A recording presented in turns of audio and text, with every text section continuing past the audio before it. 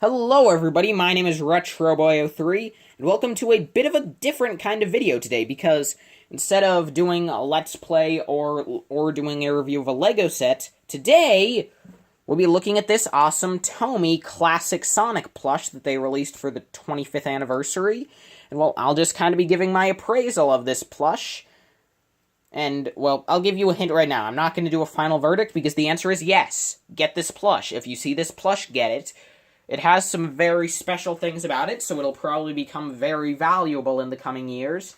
Not to mention that it's for the 25th anniversary, and also, again, it's just a very good plush, and $15 is a good price. But anyway, I'm going to stop talking about why you should get, about if you should get the plush, and start telling you why you should get the plush. Because, well, just looking at this plush, you can instantly tell that, of course, I'll just zoom out a little, this is based off of Classic Sonic. Specifically, this is based off of the lighter color Classic Sonic had in Sonic 1, Sonic CD, and Sonic Generations. And, well, I'm not going to try to get him to stand up, really. But anyway, as you can see, Sonic's paper tag is pretty large. It says that it's for the Sonic 25th anniversary, and this plush is made by TOMY for ages 3 and up. And on the inside, on the top, you have some legal info, but on the bottom, you actually have this pretty nice image of Classic Sonic, which is some pretty...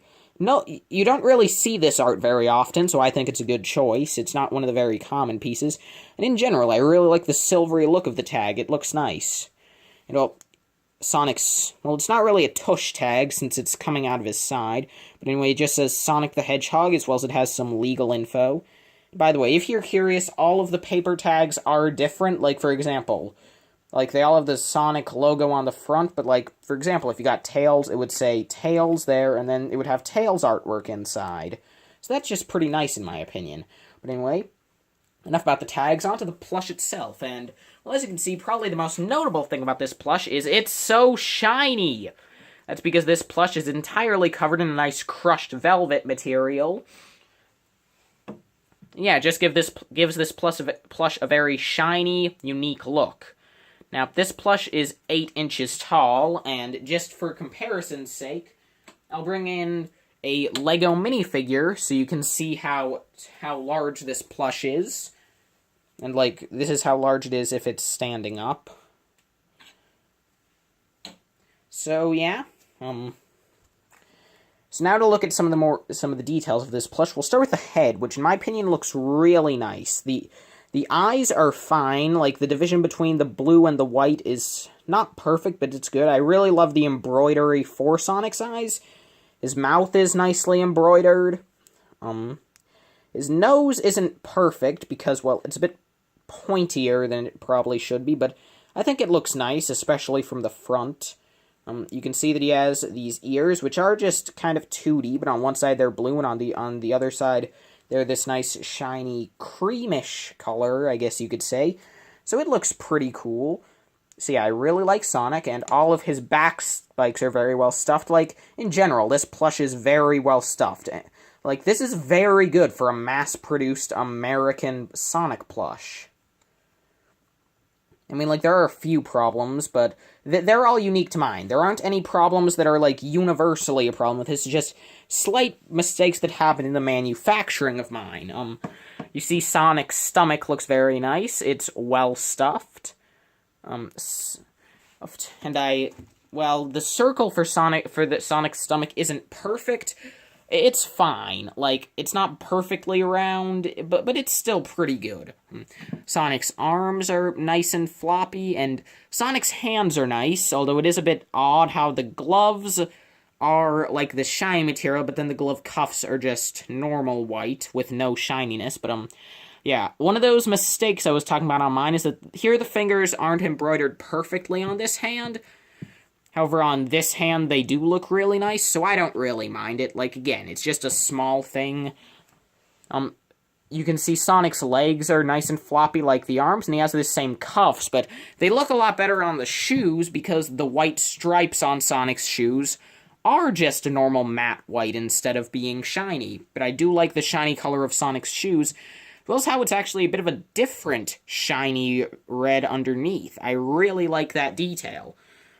Sonic can't stand up, obviously, like, his feet are round on the bottom, and also, like, again, he's just not designed for it, but it's a very nice-looking plush. But yeah, the other little defect on mine is that here on the leg you can see a bit of red thread poking out, which, I don't know why that's red. I mean, I guess maybe they used red on the inside of the plush? I don't know. But anyway, yeah, I also, but again, that's just a tiny mistake that's unique to mine. I really like the look of Sonic's back spikes, and his tiny little tail is just adorable. And also, his shoes have a great embroidery for the buckle. So yeah, so would I recommend this plush as it falls over? Definitely. For $15, it's a great plush. It's 8 inches, which is a good size. And overall, like this plush just looks great. Like, it's super accurate to classic Sonic artwork. There are no, like, widespread problem. Like, there's no problem with the design here. Like, in general, Tomy's 25th anniversary line is pretty flawless in terms of the plushes. But, Sonic is missing his brow ridge, I forgot to mention, but honestly, I feel as though this plush would look pretty awkward with that. I feel as though for a rather small plush of this size, I like that Sonic doesn't have a brow ridge. It makes this plush look unique. I feel as though that's another good thing about this plush. It's very unique.